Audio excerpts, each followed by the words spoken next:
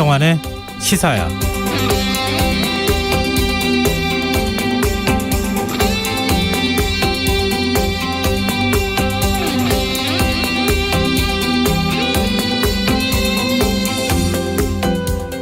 안녕하십니까. 시사평론가 김성환입니다. 국민의힘 윤석열 후보가 오늘 선거대책위원회를 완전히 해산했습니다.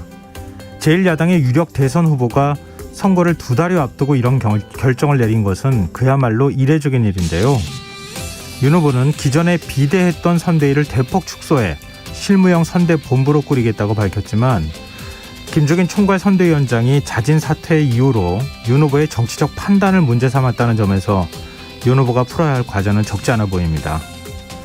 실제로 윤 후보의 지지율 하락의 원인이 과연 선대위만의 문제로만 볼 것인지에 대해선 여러 의견이 나오고 있는데요. 청취자 여러분 생각은 어떠십니까?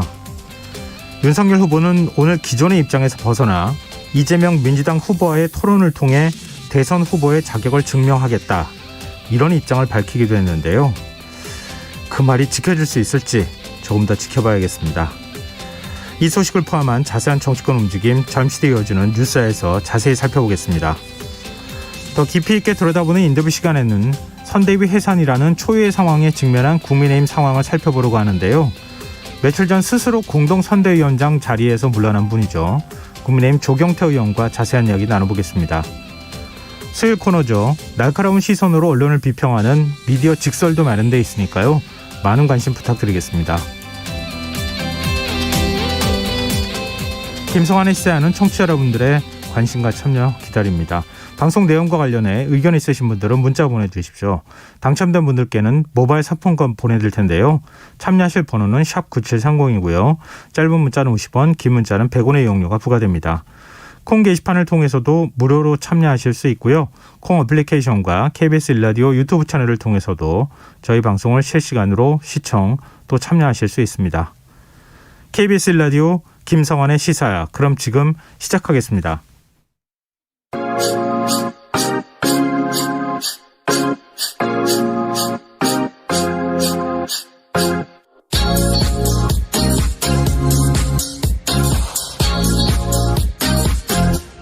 KBS 1라디오 김성환의 시사야.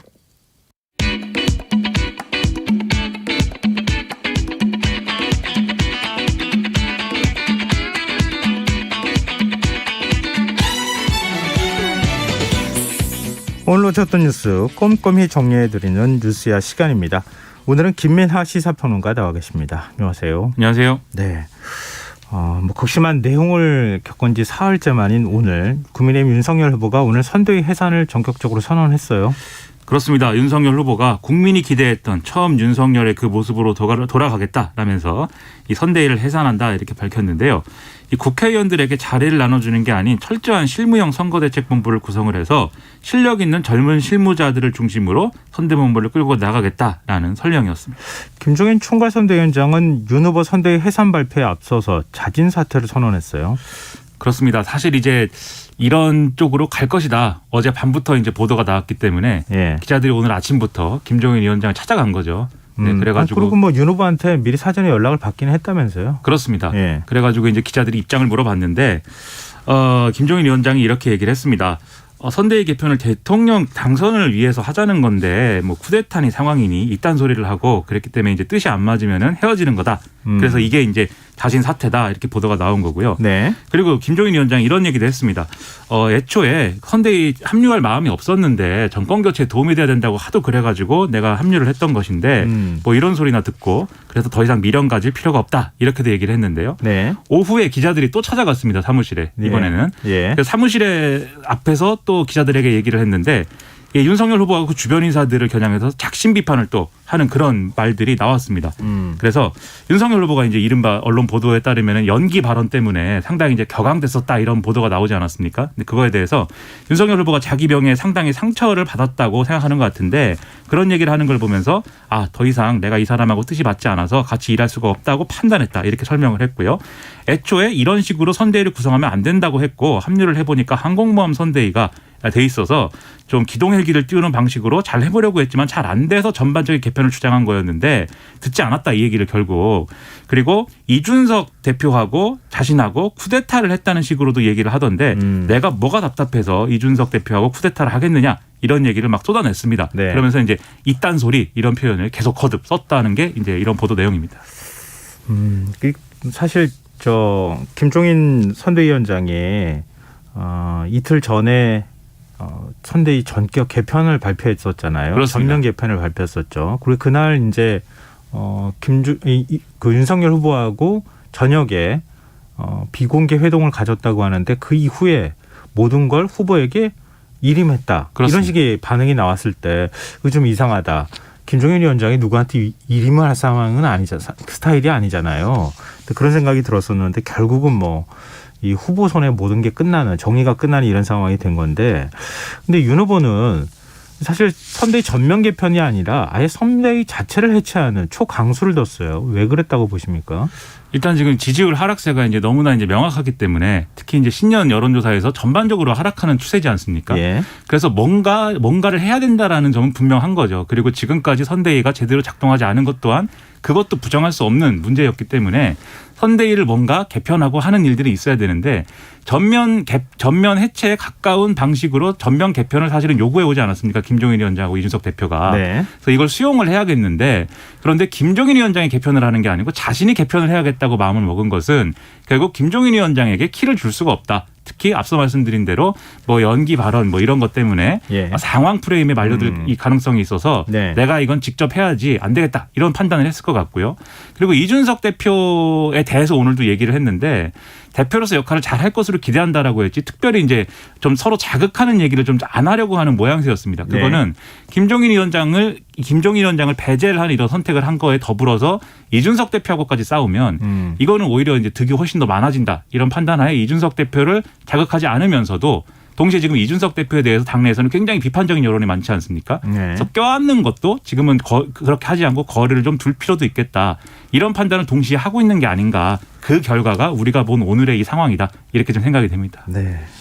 좀 약간 충격요법 같은 걸 좀 썼다고도 볼 수 있을 것 같은데 일단 윤 후보는 기자회견 후 질의응답 시간에도 굉장히 주목할 만한 발언을 내놨어요. 그렇습니다. 기자회견에서는 이렇게 지금까지 이런 선거운동에서 국민들 심리에 끼쳐들어 죄송하고 가족에 대해서도 자신의 가족에 대해서도 지금까지 자신이 가져왔던 원칙이나 기준을 그대로 적용하겠다. 이런 얘기도 하고 좋은 얘기 많이 했는데. 다 제 탓입니다. 이런 그렇죠. 얘기도 강조했었죠. 그렇습니다. 네. 구체적인 질의응답의 과정에서 좀 더 이제 좀 세부적인 얘기를 했습니다. 그래서 이른바 윤핵관 문제에 대해서는 그렇게 불리는 사람들이 실질적으로 지금 자리가 없는 상황이기 때문에 지금 선대위 업무에 영향을 미칠 수가 없는 위치에 있다라면서도 앞으로 이제 그런 걱정 끼치지 않도록 하겠다 얘기를 했고요. 네. 김종인 위원장에 대해서 그동안 많은 조언과 역할을 해주셔서 감사하다는 말씀을 드렸고 전화도 드렸다. 그리고 앞으로도 좋은 조언을 계속해 주시기를 부탁드렸다. 이렇게 얘기를 했습니다. 이준석 대표 거취에 대해서는 내 소관 밖의 문제고 대선을 위해서 당대표로서 역할 잘 해줄 걸로 기대한다라고 했고요. 그다음에 후보 교체 여론이 있는데 어떻게 할 거냐 이 질문에 대해서는 국민의 판단에 맡기겠다라고 답을 했고 안철수 후보하고 단일화를 해야 된다는 얘기도 있는데 이거 어떻게 하냐 이렇게 물어보니까 지금 선거 캠페인을 서로 하는 과정에서 단일화 얘기는 정치도리상 맞지 않다라고 얘기를 했습니다. 그리고 이재명 후보가 제안하는 토론 문제에 대해서는 법정 토론 3번 하는 것으로도 부족하다는 생각을 갖고 있어서 추가 토론에 대한 협의에 착수하라고 지시했다라고 얘기를 해서 기존의 입장과는 완전히 다른 입장을 얘기를 했고요. 그러게요. 기존에 이런 입장을 밝혔으면 토론 안 한다 이런 소리는 안 들었을 텐데. 그렇습니다. 애초에 할 거면은 이 전향적으로 또 얘기를 할 필요가 있었는데. 그리고 이제 배우자는 앞으로 어떤 역할을 하게 되느냐라는 질문에 대해서 이렇게 얘기를 했습니다. 약 2년간 집중적인 수사를 받으면서 심신이 많이 지쳤다. 그래서 요양이 필요한 상황이라고 난 생각한다. 그래서 자신이 볼 때는 이게 형사처벌을 받을 만한 문제는 아닌데 그렇게 얘기를 해도 여성의 입장에서 수사를 많이 받다 보니까는 지금 여러모로 힘든 상황인 걸로 보인다라면서 선거운동에 참여하는 것보다는 조용히 봉사활동 같은 것을 할 수 있을 거라고 기대하고 있다라고 얘기를 했습니다. 네, 알겠습니다. 새로운 이제 선대본부 체제가 들어서게 되는 거잖아요. 그 그렇습니다. 선대본부장은 누가 맡게 되는 겁니까? 이 4선의 권영세 의원이 맡게 됐는데요. 아시다시피 이제 박근혜 후보의 이 캠프에서 총괄상황실장을 맡았고 네. 지금 국민의힘에 있는 주요 인사 중에서 중앙에서 이렇게 대선이라는 큰 선거를 주도적으로 치러본 몇 아들의 인사이다 이런 평가가 있기 때문에 그래서 이제 중책을 맡겼다라고 볼 수가 있겠는데 그 과정에서 이제 박근혜 대통령 선거하면서도 이준석 대표하고도 이제 많이 이제 인연이 있었다고 하고 또 지역구가 이제 서울이기 때문에 그 부분에 있어서도 이제 수도권 여론을 잘 반영할 것이다라는 기대도 한쪽에서는 있는 것 같습니다. 나머지 인선들은 일단 내일 발표한다라고 얘기를 하고 있는데 언론에서는 네. 뭐 이것저것 예상되는 인선 이런 것들을 많이 얘기를 하고 있습니다. 그럼 서울대 법대 동기라고 하죠. 윤 그 후보하고. 선배라고 합니다. 선배인가요? 네. 그리고 같은 검사 출신이기도 하고. 그렇습니다. 그런 점에서 손발이 좀 맞을 것이다 이런 얘기도 나오던데 뭐 소위 윤핵관이라고 불렸던 윤석열 측 핵심 관계자로 지목됐던 권성동 의원은 당 사무총장직을 내려놨어요. 그러니까 윤핵관으로 지목됐던 사람이 3명이었는데 장제원, 권성동, 윤한홍 의원이었던 거죠. 장제원 의원은 진작에 이제 나는 백의종군 하겠다 이렇게 입장을 밝혔고 권성동, 윤한홍 의원도 이제 모든 당직과 선대위 직책에서 물러나겠다 이런 뜻을 밝혔습니다. 권성동 의원은 아시다시피 당 사무총장하고 선대위 종합지원 총괄본부장을 맡고 있었고 그다음에 윤한홍 의원은 당 전략기획부총장하고 선대위 당무지원본부장을 맡고 있었던 그런 상황인데요. 그런데 이런 상황에 대해서 김종인 전 위원장은 아까 기자들이 또 물어보는 질문에 대해서 이렇게도 얘기를 했었습니다. 그게 네. 물러났다고 물러나게 되는 거냐. 지금도 밖에 직책이 없는 사람들이 영향력을 다 행사하고 있다. 이렇게 얘기를 하고 있기 때문에 네. 윤 핵관의 영향력에 대한 의구심들은 앞으로도 좀 여러모로 얘기가 나올 것 같습니다. 이게 오히려 더 궁금한데요. 지금도 밖에 직책도 없는 사람이 영향력을 다 행사하고 있다. 누굴 말하는 걸까요? 이 3명뿐인 것인지 아니면 또 다른 인맥들이 있는 것인지 특히 이제 검사 출신이기 때문에 네. 그와 관련된 법조계 인맥이나 이런 게 있는 것인지 상당히 여러모로 얘기는 많이 있는 것 같은데 뭐 확실하게 또 얘기를 하고 있는 건 아닌 거죠 또. 네, 알겠습니다. 그리고 이준석 대표 거취 문제도 지금 관심에 쏠리고 있는데 이 대표는 자진 사퇴는 없다. 이 입장은 좀 확고한 것 같아요. 지금 이준석 대표의 입장을 오늘 롤러코스터를 좀 탔는데요. 예. 오늘 아침에 CBS 라디오에 출연을 해서 지금까지 나온 이준석 대표에 대한 모든 당내 비판에 대해서 모든 것을 다 반박했습니다. 거의 그래요? 모든 얘기를 다 반박하고 예. 당대표 거취는 당대표가 결정하는 것이다. 한마디도 지지 않았습니다. 이 질문에 대해서. 네. 내부 총질만 한다는 비판이 있는데 나는 공적으로 할 수 있는 발언만 하는 것이고 내가 페이스북에 쓸 때 뭐 지령을 받고 써야 되는 거냐 그런 건 아니지 않느냐라고 얘기를 했고요. 예. 선대위에 있을 때는 자신을 패싱을 하고 그래서 나갔더니 왜 나가냐 돌아와라 이렇게 얘기를 하면서 안 돌아오면 퇴진운동을 하겠다고 하니 어느 장단에 내가 춤을 맞춰야 되느냐 이렇게도 얘기를 했고 선거 승리를 위한 방편으로 여러 제안을 했는데 받아들여지지 않았기 때문에 내가 이렇게 하는 것이다. 그리고 선대위는 이준석 대책위 활동을 하지 말고 선대위 활동 열심히 하고 지지율 올릴 방법이나 연구해라. 이런 얘기를 막 했습니다. 네. 그래서 이준석 대표는 이 윤석열 후보가 선대위를 해체했는데도 뭔가 기존의 스탠스를 좀 유지하는 거 아니냐. 이런 관측이 나왔는데 네. 오후 들어서는 좀 분위기가 바뀌었었습니다. 그래서 이 선대위 해체와 재구성 방안과 관련돼서 이 개편 방향성은 큰 틀에서 봤을 때 제가 주장했던 거하고 닿아 있는 부분이 있어서 상당한 기대를 갖고 지켜보고 있다. 그래서 앞서 말씀드린 권영세 의원에게 연습 문제를 드렸고 그걸 어떻게 푸느냐에 따라서 앞으로 좀 상황이 달라질 수 있다라고 얘기를 했고요. 예. 오늘 원래 이준석 대표에 대한 성토대회가 막 쭉 열릴 예정이었는데 그래서 예. 중진 의원들하고 이제 뭐 연석회의 한다 그랬었잖아요. 그렇죠. 그 자리에서 아마도 여러모로 이준석 대표에 대한 좀 여러 가지 불만 제기가 있었을 텐데 그것도 이제 취소되고 해서 뭔가 갈등 수위를 조절하는 거 아니냐 싶었는데 밤이 되니까 이준석 대표가 또 글을 올렸습니다. 페이스북에. 또요. 그랬습니다. 예. 그래서 권영세 의원한테 준 연습 문제가 거부됐다. 그래가지고 앞으로 나는 선거에 대해서는 또 얘기를 안 하고 무운을 빈다. 윤석열 후보에. 이렇게 또 올렸거든요. 그래서 이걸 가지고도 굉장히 여러 가지로 말이 많습니다. 지금. 나는 당대표니까 당무에만 충실하겠다. 그렇습니다. 선거운동은 윤석열 후보 알아서 해라. 이게 무운을 빈다. 그렇죠. 이렇게 얘기하는 거예요. 그렇죠. 이 궁금증이 그러면 커질 텐데 연습 문제가 뭐였길래 그런 거냐. 네. 이거 확인해 봐야 되겠지만 일부 언론의 보도에 의하면 윤석열 후보가 지하철역에서 인사를 하는 거였다. 그래서 선대위를 리셋을 했으니까 내일 당장부터 새로운 모습을 보이면서 시민들에게 사과를 하고 좀 모습을 낮추는 모습을 보이자. 예. 이런 제안을 했는데 받아들여지지 않았다. 이런 보도가 나오고 있고요. 그다음에 이준석 대표가 또 지금 자극받은 사건 중에 하나가 윤석열 후보가 이 젊은 이제 당원들 내지는 지지자들하고 예. 화상회의를 통해서 이제 만남을 갖기로 했는데 그게 일정 조율이 안 되면서 윤석열 후보가 참석을 안 하게 되면서 예. 결국 거기 그 자리에 있는 권성동 의원하고 박성중 의원이 스피커폰으로 윤석열 후보의 몇 마디를 들려준 거에 대해서 예. 참석자들이 굉장히 화를 내고 들고 일어나는 사건이 오늘 있었습니다. 유튜브 생방에 거기에 이제 같이 들어와 있던 사람들이. 그렇습니다. 예. 그러다 보니까 이게 결국 누구에게 책임이 있느냐를 놓고 시끄러운데 이준석 대표가 이 문제에 대해서 지금 불만을 제기하고 있는 것은 그 과정에서 박성중 의원이 이게 여러 명이 몰려와가지고 욕설을 쓰고 막 이렇게 했는데 그 사람들이 이준석계다 그리고 민주당 사람들도 있는 것 같다 이렇게 얘기를 해서 이게 이제 자신을 여전히 배제하려고 하는 그러한 발언들 아니냐라는 점에서 결국은 이제 또 선대위나 이런 선거운동에 합류하기는 어렵다라고 지금 주장을 하고 있는 거죠. 참 이것도 참 초유일인 것 같습니다. 지금 대선 기간 중인데 당대표와 대선 후보가 지금 따로 노는 상황이 돼버린 거 어떻게 봐야 되는지 좀 한편으로 당혹스럽기도 하는데요. 일단 윤석열 후보는 원팀 행보를 하는 것 같아요. 오세훈 서울시장 그리고 박형준 부산시장과 만난다고 하네요. 그렇습니다. 오늘 만나가지고 강서구의 한 호텔에서 오세훈 서울시장, 박형준 부산시장과 만찬을 함께 했다는 건데요. 그러니까 이 두 사람은 지난해 4.7 보궐선거에서 문재인 정부 심판론에 힘입을 입어서 압승을 거둔 당사자들이지 않습니까?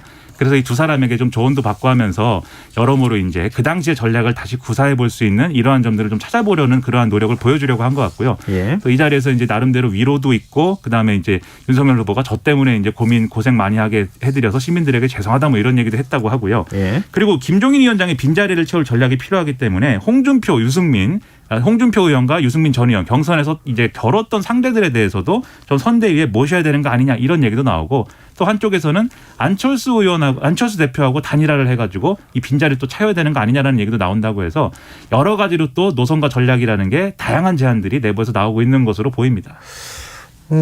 그러면은 그 김종인 총괄 선대위원장 합류와 함께 같이 이제 그 선대위 체제에 합류했었던 금태섭 전략기획실장 등을 포함한 인사들은 어떻게 되는 거예요? 선대본부에 남아있게 되는 거예요? 이 김종인 위원장이 띄운 기동헬기에 이제 탄 3명이 있는데 금태섭 이제 전략기획실장, 정태근 정무대응실장, 김근식 정세분석실장이죠. 근데 이 3인방은 선대위가 개편되더라도 더 이상 활동을 하지 않겠다 이렇게 의견을 모았다고 합니다. 정권 교체를 위한 직원, 고민 이런 것들이 지금의 후보에게는 받아들여지지 않는 상황이기 때문이다라는 건데요. 네. 다만 또 이제 김종인 전 위원장과 이제 당과의 중간에 메신저 역할을 했던 임태희 전 총괄상황본부장의 경우에는 선거 전략이나 정책을 좀 지원하는 역할을 맡아서 선대위에서 역할을 할 것이다라고 관측이 되고 있습니다. 네. 앞서 윤석열 후보가 토론에 응하겠다 이렇게 얘기했다고 말씀하셨잖아요. 민주당 반응은 어떻습니까?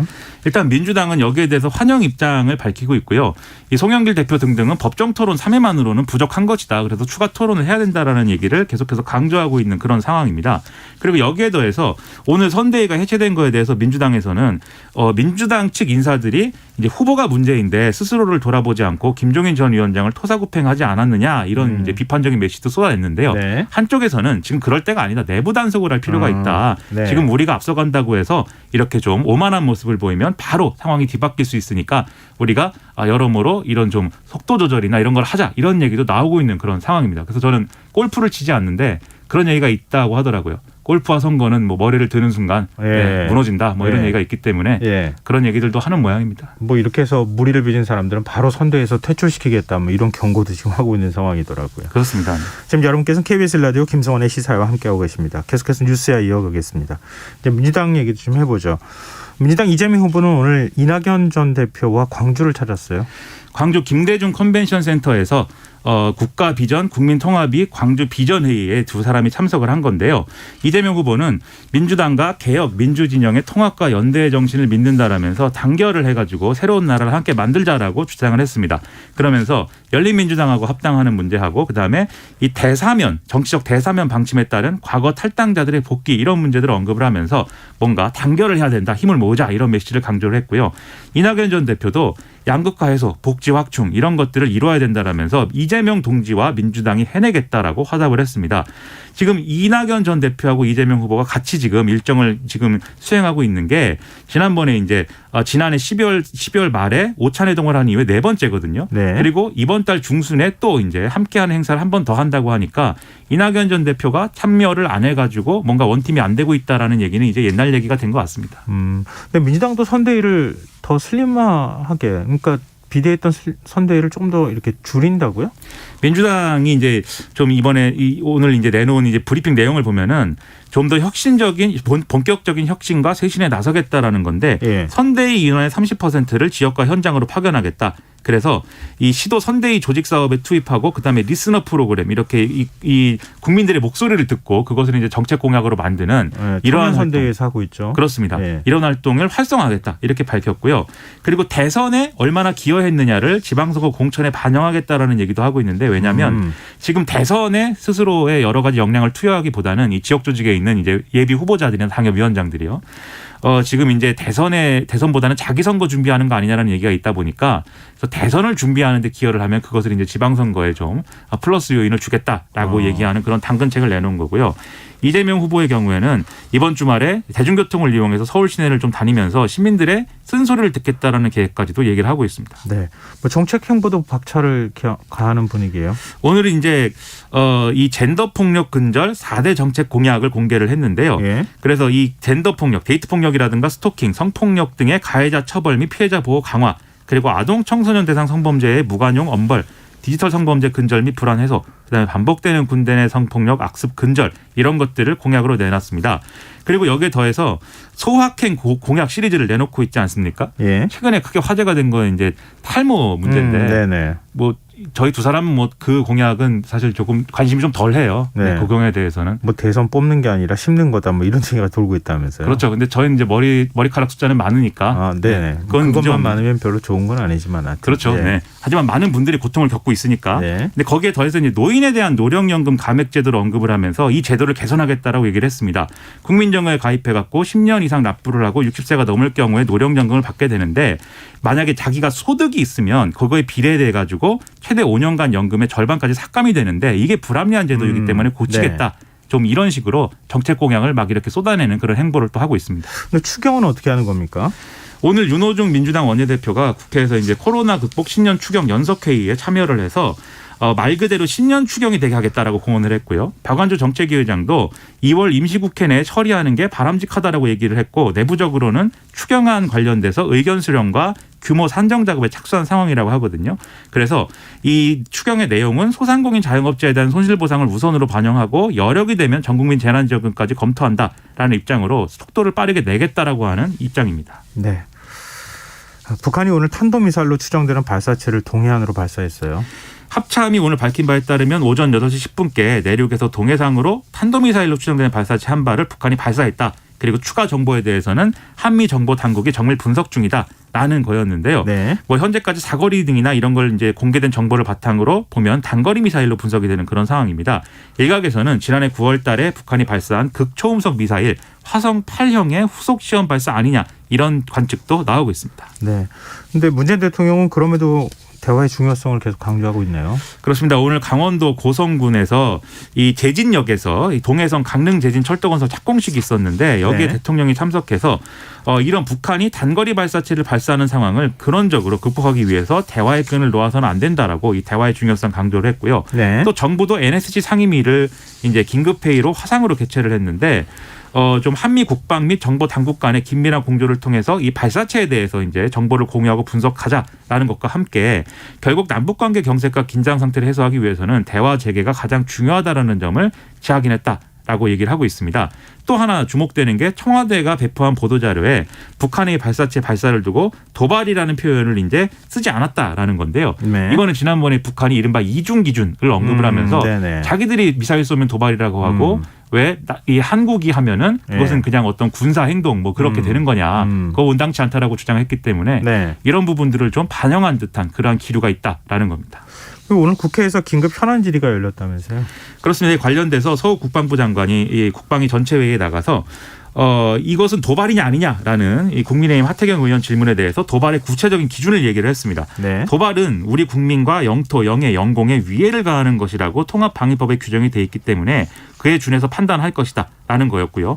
추가 질문이 있었습니다. 그러면 북한에서 NNL 이남이라든지 영해나 영공 이런 데 미사일을 쏘는 경우에만 도발이라는 거냐라는 거에 대해서 군사적으로는 그렇게 판단한다라고 국방부 장관이 답을 했고요. 네. 그리고 이 문제와 더불어서 지금 이제 논란이 되고 있는 게 탈북민이 동부전선에서 우리 군 일반 전투의 철책을 넘어서 월북한 거, 이 문제가 지금 뜨거운 쟁점 아니겠습니까? 예, 그렇죠. 원인철 합참의장이 이 자리에서 이 문제에 대해서 사과를 했고 서욱 국방부 장관이 이게 시스템의 문제가 아니라 결국 사람의 잘못으로 지금 판단하고 있다라고 답을 했습니다. 다만 이제 병사들이 당시에 어떤 근무 상황을 했는지를 확인을 하고 있는데 나름 현장 병력이 노력을 했음에도 불구하고 좀 여러 가지로 제대로 안 된 부분들이 있어서 근무 기간을 다시 한번 살펴보겠다라고 얘기를 하고 있습니다. 네, 뭐 아무리 기순자지만 다시 월북하는 거고 막지 못했다고 하는 건 뭐 어떤 말로도 변명이 좀 안 되는 것 같아요. 그렇습니다.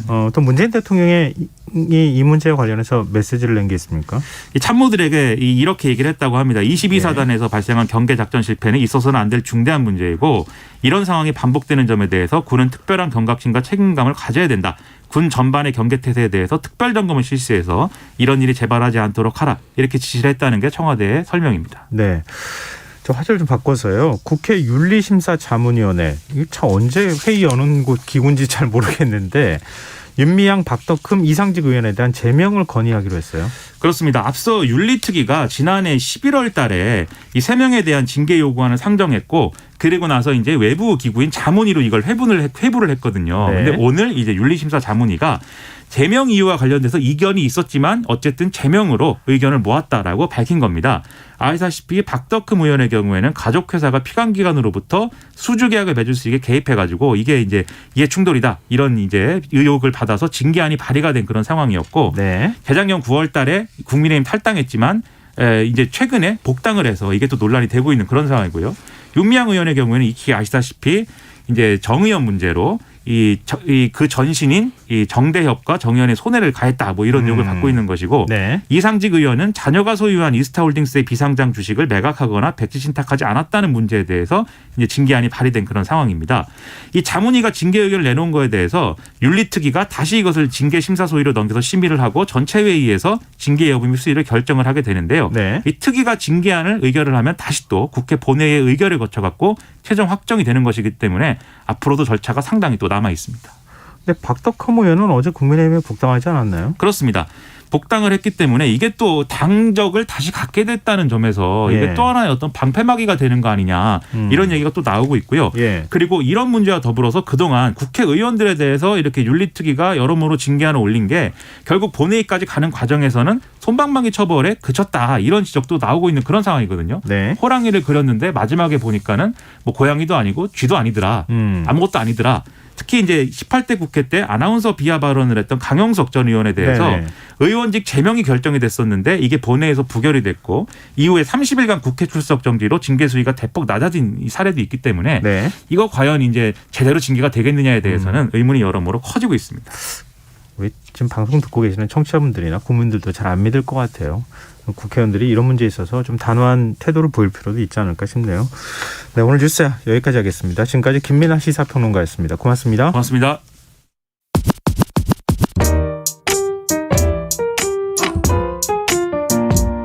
김성환의 시사야는 청취자 여러분의 참여를 기다립니다. 문자 샵 9730으로 여러분의 의견 보내주세요. 짧은 문자는 50원, 긴 문자는 100원의 정보 이용료가 부과됩니다.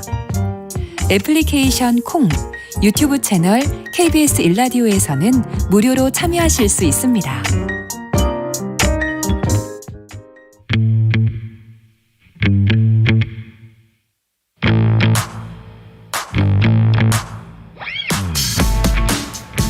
냉철하고 가감없는 분석으로 미디어 본연의 역할을 찾아가는 시간입니다. 미디어 직설, 언론인권센터 윤여진 상임이사 전화로 만나보겠습니다. 안녕하세요. 네, 안녕하십니까? 네, 이번 주 우리가 주목해봐야 할 미디어 이슈는 어떤 거죠? 네, 대선 전국이 이어지면서 모든 이슈가 대통령 선거에 집중되고 있지만 우리가 놓쳐선 안 될 미디어 이슈들이 많이 있습니다. 정부 부처들이 새 업무 계획을 보면 방송통신위원회는 플랫폼 사업자가 검색, 추천 정보 노출 기준을 공개하고 이용자에게 손해를 전가하는 행위를 금지하는 내용의 플랫폼 이용자 보호법을 마련하는 데 역량을 집중하기로 했고 네. 또 공정거래위원회도 뭐 구글, 카카오, 쿠팡 등 플랫폼 기업들의 갑질과 독과점에 적극 대응하기로 했는데요. 오늘 미디어 직설에서는 새해 달라지는 또는 달라져야만 하는 법 제도를 중심으로 네. 우리가 놓치지 말아야 할 미디어 이슈를 좀 살펴보고자 합니다. 그럼 어떤 걸 좀 말씀해 주실까요? 네. 방통위는 2021년 업무 계획을 통해서 이제 OTT 온라인 플랫폼 영향력이 확대되면서 한국 콘텐츠의 세계화 긍정적인 효과와 함께 또 대규모 플랫폼 사업자에 의한 새로운 유형의 불공정 행위가 발생하고 있다고 보고 있습니다. 그래서 매체 간 미디어 매체 간의 구분이 빠르게 사라지고 있고 또 이제 기존 규제 체계의 전환의 필요성이 커지다고 밝히고 있어요. 그래서 마련한 것이 뭐가 있냐면 온풀법이라고 해서 방통위는 이용자 보호법과 또 공정위원회의 공정화법으로 두 트랙으로 지금 진행 중에 있는데 네. 방통위의 내용을 좀 살펴보면 방통위에서 지금 추진하고 있는 온라인 플랫폼 이용자 보호법은 대규모 플랫폼사가 이제 아까 잠깐 말씀드렸지만 검색 추천 정보 노출 기준을 공개하고 또 이용자와 사업자가 그 정보를 공유하는 걸 의무화하고 또 불합리한 손해전가 이용자들한테 손해전가를 금지하는 이제 불공정 행위 방지에 중점을 둔 이제 규제책입니다. 이것은 애당초 이제 당정 협의를 거쳐서 지난달에 처리될 예정이었는데 네. 국회 상임위의 법안 심사 과정에서 의회가 좀 중단됐어요. 네. 이유는 거대 플랫폼 기업들의 반발 입김이 작용했다는 분석이 좀 지배적으로 나오고 있습니다. 네. 공정거래위원회 같은 경우에는 올해 구글, 카카오, 쿠팡 등 플랫폼 기업들의 입점 업체와 소비자를 상대로 한 갑질에 대해서 이제 불공정 제재에 좀 나섰는데요. 예. 공정이 이제 구글이 지금 넥슨 등 국내 게임사의 경쟁 앱마켓에는 서비스를 출시하지 못하도록 방해한 건에 대해서 조사를 이제 지난해 마무리했고 또 구글이 디지털 광고 시장에서 벌이는 갑질도 좀 들여다보고 있다고 해요. 네. 그래서 이러한 구글이 사용자 데이터베이스를 기반으로 고객 맞춤형 광고 상품을 파는데 게임 앱 개발사와 광고 계약을 하면서 타 플랫폼에는 광고하지 말라고 했던 부당한 요구를 했다는 것도 이제 주요한 의혹으로 좀 보고 있는 상태입니다. 근데 이런 법이요, 논의만 무성하지 실제로 제정되지를 않으니까 네. 과연 거기까지 갈 수 있을까요? 잠깐 공정위와 관련돼서 잠깐 좀 더 말씀을 드리면 당초 이제 온라인 온풀법에 따른 규제 기준을 중개 거래 금액이 1,000억 원 또는 총 매출액의 100억 원으로 잡고 입법을 추진했지만 현재로는 이제 10배로 상향을 했는데 규모가 작은 플랫폼도 규제 대상이 될 수 있다는 업계 우려 등을 반영했고 또 공정위는 이런 기준을 적용했을 때 국내외 온라인 플랫폼 기업 19개를 규제 대상으로 될 것이라고 예상을 하고 있어요. 근데 문제는 지금 말씀하셨듯이 이것이 제대로 입법화 될 것이냐라는 것이겠죠. 더군다나 지금 이제 대선을 앞두고 있는 상황인데 작년에 11월에 정무위원회와 과방위에서 각각 논의를 했고 또 한 달 넘게 협의를 했는데도 불구하고 지금 마지막 임시회의가 열리는 이제 오는 11일에도 처리될 가능성이 사실상 없어 보이는 것이 현실입니다. 민주당 경우에는 이제 이재명 후보가 온풀법 제정을 주요 공약으로 내세우긴 했지만 속도를 내기 쉽지 않은 상황인데 그 이유는 무리하게 이제 의석수로 물어붙이면 대선에 영향을 미칠 수 있다. 또 야당과 협의해야 할 소비자 보호 관련된 이제 전자상거래법도 개정이 어려울 수 있겠다라는 이유를 대고 있고요.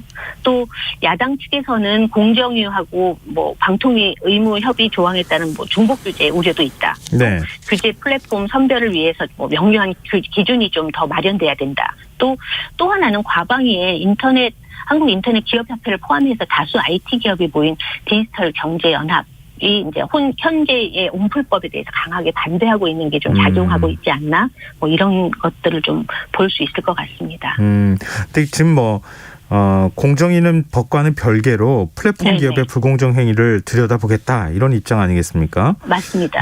이용자 입장에서 기대할 만한 부분은 없을까요? 있죠. 지금 이제 법과는 별개로 공정위가 뭐 규제를 조금 하겠다고 하는 내용이 좀 있는데요. 카카오 모빌리티 가맹 택시 몰아주기 의혹도 좀 살펴보고 있고요. 또 네. 카카오 모빌리티가 가맹과 비가맹 택시를 구분해서 가맹 택시에만 대차를 몰아주고 있다. 뭐 이런 알고리즘을 조정한 것이 아닌가라는 의혹으로 지금 불공정 행위와 관련된 조사가 진행됐다고 하고요. 또 이제 이용자 입장에서 직접적으로 피부로 느낄 수 있는 게 쿠팡이 자체 브랜드 PB 상품이 다른 납품 업체보다 우선 노출되도록 검색 알고리즘을 조작했다는 혐의를 받고 있습니다. 네. 알고리즘을 자사우대 방식으로 바꿔서 검색 화면 상단에 PB 상품을 올리고 다른 상품을 하단으로 내렸다는 건데요. 이런 알고리즘 문제는 소비자의 권익과 직결된 문제라는 점에서 좀 주목해볼 이슈라고 볼 수 있겠습니다. 지난해 우리나라에서 세계 최초로 인앱 결제 방지법이 제정이 됐잖아요. 네네. 뭐 그렇죠. 외신들도 굉장히 큰 관심을 보이기도 했었는데 네. 지금 우려의 목소리가 나오고 있다고요. 왜 그런 겁니까? 맞습니다. 네. 지난 저희 미디어 직설에도 좀 말씀을 드렸었는데 2021년 8월에 국회에서 이제 인앱 결제 강제 금지법을 통과시켰죠. 네. 인앱 경제라고 하면 앱을 이용해서 유료 콘텐츠를 구매할 때 그 앱 장터 사업자가 제공하는 시스템을 통해서만 결제하도록 하는 정책이었잖아요. 네네. 그래서 더군다나 이것은 이제 수수료 30%를 떼왔다. 뭐 이런 것과 관련해서 국내에서 세계 최초로 인앱 결제 강제 금지법을 제정을 했는데 네. 현재 그 구글과 애플 같은 경우가 이걸 우회하려는 움직임을 보이고 있다는 거예요. 구글 같은 경우에는 국내법을 준수하기 위해서 뭐 18일부터 뭐 한국에서 제3자 결제를 허용하기로 했다고 하지만 네. 뭐 수수 정책을 놓고 구글이 우회적인 인앱 경제를 강제하고 있다는 지적이 있고요. 또 애플 같은 경우에는 아직 뭐 강제 금지법에 대한 입장을 내놓고 있지 않은 상태입니다. 그래서 방통위는 이제 3월에 하위 법령을 통해서 또 이런 문제들을 좀 적극적으로 시행 전까지 제재할 수 있는 방법이 없긴 하지만 좀 적극적으로 하위 법령을 발현할 계획을 갖고 있다고 합니다. 일종의 법을 무력화시키는 거잖아요. 그렇게 하는 그렇죠. 거는 우회해가지고. 맞습니다. 그러면 다른 제도적 대안이 필요하지 않겠습니까? 그렇죠. 일단 이 문제와 관련해서 이제 이승민 성균관대 법대 교수는 구글 갑질 방지법이 현재 사후 규제 형태로 도입되는데 콘텐츠 제공 사업자의 경우 공정거래위원회나 방송통신위원회에 진술서를 내게 되면 방어권 차원에서 어느 곳이 진술했는지 이제 구글과 애플이 알 수 있는 구조라고 지적을 하고 있어요. 네. 그래서 이 같은 상황에서 규제가 얼마나 효율적이겠는가 좀 문제를 제기하면서 적절한 요건을 통해서 게이트키퍼를 지정하고 구글과 애플 이외에 새로운 앱 마켓이 얼마든지 만들어져서 경쟁할 수 있도록 해야 한다라는 것도 있고요. 네. 또 앱마켓 사업자가 이제 인앱 결제 정책을 알기 쉽게 할 수 있는 환경을 좀 조성해야 되는데 이걸 위해서 이제 투명성과 공정성을 확보해야 한다는 주장을 하고 있습니다. 또 구글의 이용 약관을 보면 무슨 소리인지 모르게 해놨거든요. 근데 네. 이것을 또 정보가 정확하게 공개될 수 있도록 하고 또 이용 약관을 명확하게 표시하는 한편 이제 추가 공시를 통해서 이용 대가가 얼마인지를 정보를 투명하게 공개해야 한다라고 이야기를 하고 있습니다. 그래도 소비자 입장에서 좀 고무적인 움직임도 있다면서요. 네, 그렇죠. 모바일 앱 인앱 결제 해지 절차를 점검을 했어요. 방송통신위원회가. 그리고 앱 내 해지 기능을 마련하도록 개선 공고를 했다고 밝혔습니다. 이건 저도 이제 아이폰을 쓰고 있는데 네. 아이폰 같은 경우에는 구독 서비스가 이제 이용자가 구독 서비스를 했을 경우에 해지하는 절차가 굉장히 좀 불편하거든요. 맞아요. 이제 한국 소비자원의 앱 이용 민원 분석을 해봐도 해지 절차가 가장 어렵다라는 게 이제 개선 요구로 나오고 있고요. 네. 뭐 청약 철회라든지 뭐 아니면 취소의 어려움 등을 얘기를 하고 있는데 애플 같은 경우가 특히 이제 5단계를 걸쳐야만 이게 해지를 할 수 있는 그런 서비스였거든요. 네. 아니면 뭐 홈페이지를 이용해서 해지를 신청해야 하는 불편함이 있었어요. 근데 이런 것과 관련해서 불편함을 해소하기 위해서 방통위가 이것과 관련된 조치를 좀 취하고 있다고 절차를 간소화해서 네. 한 번만 딱 하면은 그냥 바로 해지가 될 수 있게. 네. 이건 알겠습니다. 굉장히 이용자들한테 중요한 정보이기도 하죠. 네, 이 소비자 권익 신장에 있어서만큼 좀 이런 부분이 좀 많이 앞으로도 좀 개선이 돼야 되지 않을까 싶습니다. 맞습니다. 네, 오늘 말씀은 여기까지 듣겠습니다. 고맙습니다. 네, 감사합니다. 네, 지금까지 미디어 직설 언론인권센터 윤여진 상임이사와 함께했습니다.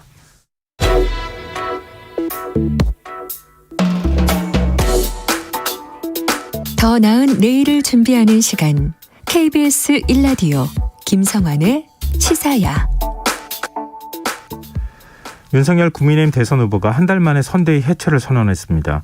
김종인 총괄 선대위원장과도 결별하며 선거를 불과 60여일 앞두고 승부수를 띄웠는데요.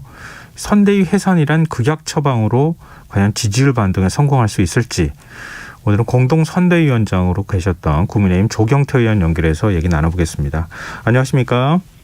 네, 안녕하세요. 조경태 의원입니다. 네, 이 며칠 동안 국민의힘 선대위에서 아주 어마어마하게 많은 일들이 벌어졌는데요. 일단 공동 선대위원장 자리에서 물러나셨어요.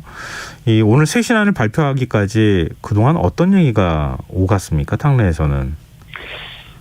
그동안에 이제 그 선대위가 좀 제대로 역할을 못했다는 그런 여러 가지 안팎의 여론들이 좀 있었거든요. 예.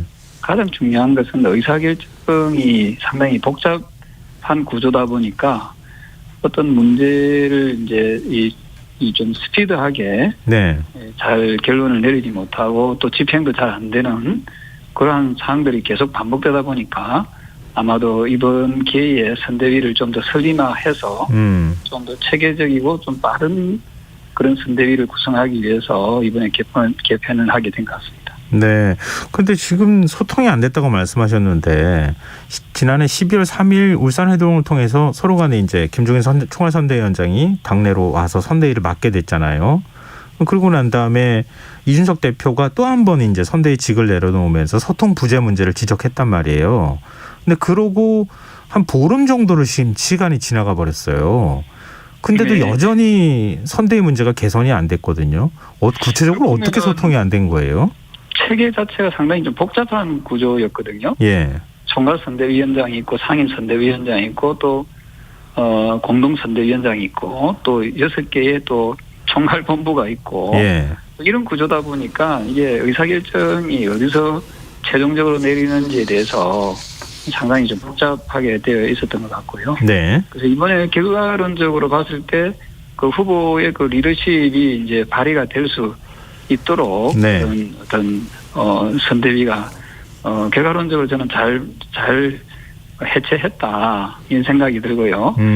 잘 아시다시피 다수의 국민들께서는 지금 정권 교체를 원하고 있지 않습니까? 네. 정권 교체를 위해서 그 한마음이 돼서 정권 교체라는 그 깃발 아래 모두 뭉치는 그런 계기가 되었으면 좋겠습니다. 근데 그러면 김종인 총괄 선대위원장이 선대위 전면 개편을 얘기했을 때 그때 그러면 전면 개편을 그냥 하면 되지 김종인 총괄 선대위원장하고 결별할 필요가 없었잖아요. 그 당시가 아마도 이 그 부분이 바로 이제 의사결정에 대한 소통의 부재라고 보고 있거든요. 네. 예, 이번에 그 선대위가 해체되면서 저는 자연스레 그 총괄 선대위원장도 좀 포함된 그런 선대위 개편이 아니었는가 저는 결과론을 봤을 때 그렇게 짐작이 되고요. 거기에는 저는 뭐 누구든지 저는 그 함께 예외 없이 공동의 책임을 가지고 좀 물러나는 모습이 더 국민들로 봤을 때는 더 아름다운 모습이 아니었겠느냐 이런 생각을 하고 있습니다. 네. 근데 오늘 김 전 위원장은 상당히 좀 격정 토론을 하면서 한 10분 정도 윤석열 후보 비판하는 메시지를 냈다. 이제 이런 얘기까지 나오고 있는 상황이긴 한데요. 일각에서는 윤석열 후보가 김종인 위원장과 결별하고 홀로 서기를 할 수 있겠느냐, 지지율 반등을 이끌어낼 수 있겠느냐 이런 부분에 대해서 좀 의구심을 표하고 있거든요. 저는 개인적으로 윤석열 후보가 뭐 정치에 입문한 지 한 5개월 정도밖에 안 되지 않습니까? 네. 그런데도 불구하고 윤석열 후보라는 그 인물이 기존의 정치 세력을 물리치고 야권의 강력한 유력 후보가 될 수 있었던 것은 뭐 개인의 어떤 그런 뭐 개인기도 있었겠지만 저는 그것보다도 더 한층 앞서는 것이 새로운 인물에 대한 그 갈증이 있었고요. 예. 또한 저도 정치를 한 26년째 좀 하고 있습니다만은 그동안의 정권의 권력의 앞에서 검찰총장이 그 신여 노릇을 했지 제대로 목소리를 낸 그런 검찰총장은 윤석열 후보가 저는 처음이었다 이 생각을 하거든요. 네. 그러한 용기와 또 소신 이런 부분들이 아마 윤석열 후보를 하여금 정치 쪽으로 들어오게 하고 공정한 그 대한민국을 이제 이끌어 나갈 수 있는 적임자로 이렇게 좀 판단했던 것 같습니다. 그런 의미에서 앞서 말씀드린 대로 다수의 국민들께서 정권 교체를 그 열망하고 있기 때문에 저는 윤석열 후보가 충분히 어떤 그런 시대 정신을 잘 반영할 수 있다 이렇게 보고 있고요. 저 역시도 공동 선대위원장이었지만 네. 흔쾌히 제가 백의종문하는 마음에서 또 이 상황에서 열심히 윤석열 후보를 돕겠노라고 하는 이유가 저는 국민적 여망인 정권 교체에 대해서 기대에 저버리지 않기 위해서 제가 최대한 윤 후보를 도와주고 있습니다. 저희 청취자 4988님께서요. 질문이라고 할까요? 의견을 좀 내셨어요. 문제는 윤핵관이 문제입니다. 자기 정치 좀 하지 말고 국민을 위한 정치 좀 해주세요. 이런 의견을 주셨는데요. 지금 권성동 의원이 사무총장직을 내려놓으면서 형식적으로는 윤핵관이 지금 윤석열 후보 주변에서 없는 것처럼 보이는데 오늘 김종인 위원장도 얘기했지만 지금 그 자리를 선대본부에서 자리를 맡지 않는다 하더라도 그러면은 윤석열 후보하고 소통을 안 하느냐? 그건 또 아니다. 이렇게 얘기가 나오고 있거든요. 그 정치를 좀 해본 사람들은 말입니다. 그런 표현 자체가 굉장히 아마추어적인 표현이라고 보고 있을 겁니다. 아마 그 여러 그 대선 후보들 있지 않습니까? 예. 후보들마다 그 핵심 관계자는 있는 법입니다. 아마 이재명 더불어민주당 후보 역시도 그 주변에 그 핵심 관계자가 있거든요. 네. 그리고 역대 대통령 후보 또는 대통령의 주변에 측근들이 다 있지 않습니까? 네. 우리가 핵심 관계자는 것은 그야말로 측근을 이야기하는 거거든요. 네네. 예, 이 부분을 지나치게 이렇게 언론에서 부각을 시키고 갈등 요소가 있는 것처럼 느껴지는데 어떤 후보든 간에 측근들은 다 있게 됩니다. 저 역시도 국회의원이지만 측근이 있거든요. 네네. 그래서 이런 부분을 가지고 저는 좀 침소봉대하는 것은 조금 좀 심하다 이런 생각이 들고요.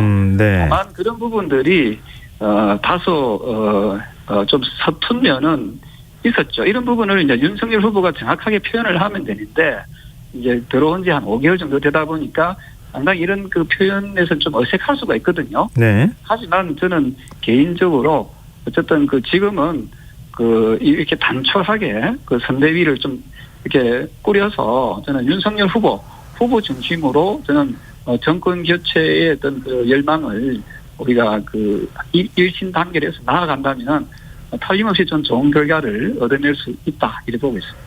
윤핵관 문제 얘기 나왔으니까 이준석 대표 얘기 안 할 수가 없는데요. 사실 윤핵관 문제를 언론이 먼저 제기한 게 아니라 당대표인 이준석 대표가 윤핵관 문제를 제기를 했잖아요. 그렇습니다. 이준석 대표도 아직 국회의원을 해보지 않았지 않습니까?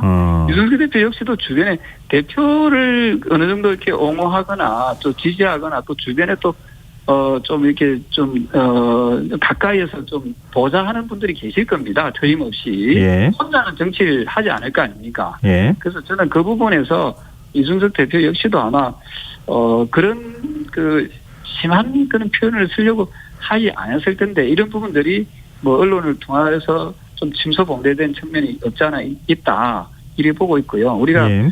그 이제 좀 네이밍 이름을 짓는 게 좀 요즘 많이 좀 유행하고 있지 않습니까? 네. 사실 무슨 것은 핵관이라고 하지만은 그 핵심 관계자라는 말 뜻이 앞서 말씀드리던 그 측근을 의미한다. 이래 보면은 여러 가지 그 의문들이나 궁금증이 다 잘 해소될 수 있다. 이래 보고 있습니다. 근데 오늘 이준석 대표가 윤석열 대선 후보 측에 젊은 세대 호응을 얻기 위한 선거 캠페인 방식을 제안했는데 거부를 당했다고 본인 스스로가 밝혔고요.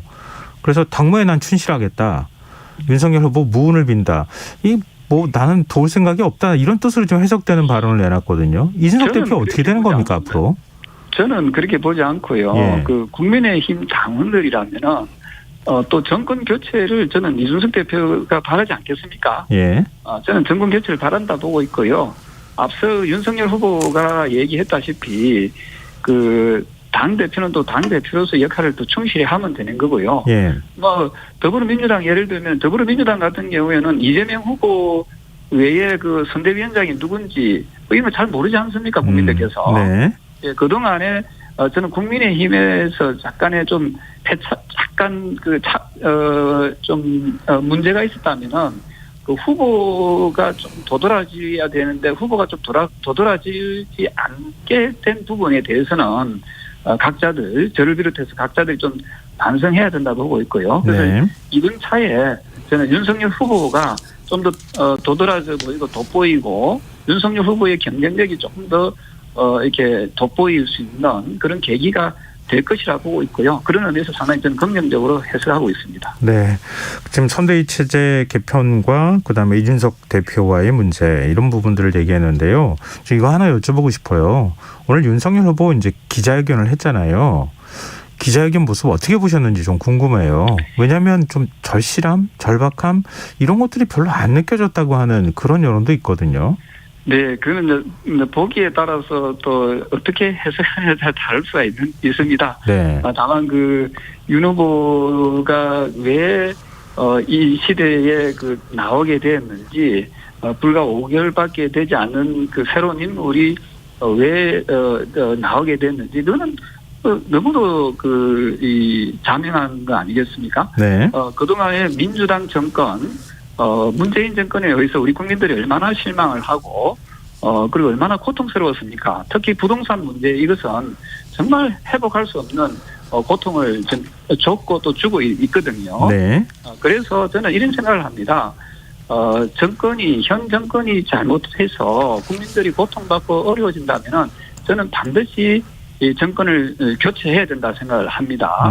네. 반드시 헌법 제1조 2항에 있는 권력은 국민으로부터 나온다는 것이 실현되는 거거든요. 네. 마찬가지로 국민의힘이 집권했을 때 잘못한다라고 하면 또 다시 정권을 저는 바꿔야 된다 생각을 합니다. 네. 그런 의미에서 저는 이번 민주당 정권이 만약에 잘했다고 판단하면 저는 정권 연장을 해야 됩니다만은 다수의 국민들은 문재인 정권에 들어와서 민주당 정권에 들어가서 수많은 국민들이 고통받고 힘들어하고 어려워했던 이 부분을 상기시킨다면은 이번에는 반드시 정권 교체를 해야만이 네. 저는 헌법 제1조 2항에 있는 모든 권력은 국민으로부터 나온다는 것이 실현이 되고 또한 이 정치권의 오만함, 네. 정치권의 교만함이 저는 고쳐질 수 있다 이렇게 보고 있습니다. 네.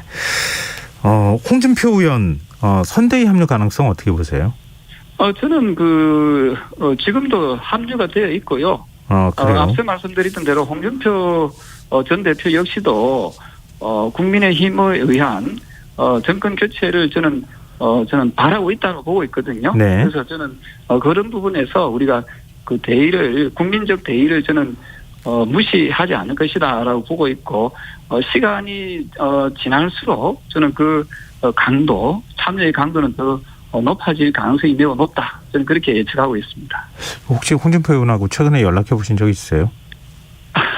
예, 제가 조만간에 연락을 하면 또 새 인사도 드릴 계획이고요. 네네. 어쨌든 저는 홍 후보께서도 상당히 나라 걱정을 많이 하고 계시고 네. 정권 교체에 대한 열망을 많이 가지고 계실 것이다. 저는 이렇게 판단을 하고 있습니다. 네, 알겠습니다.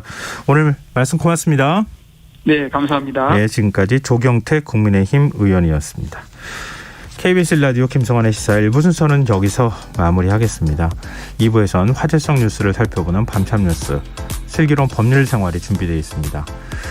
전 11시 정각 2부에 다시 찾아오겠습니다.